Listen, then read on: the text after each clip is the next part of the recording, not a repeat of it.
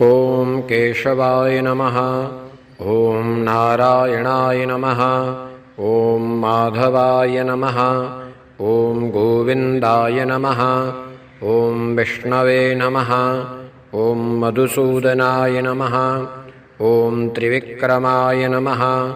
ॐ वामनाय नमः। ॐ श्रीधराय नमः। ॐ ऋषिकेशाय नमः। ॐ पद्मनाभाय नमः। ॐ दामोदराय नमः। ॐ सङ्कर्षणाय नमः। ॐ वासुदेवाय नमः। ॐ प्रद्युम्नाय नमः।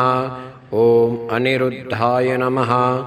ॐ पुरुषोत्तमाय नमः। ॐ अधोक्षजाय नमः। ॐ नारसिंहाय नमः। ॐ अच्युताय नमः। ॐ जनार्दनाय नमः।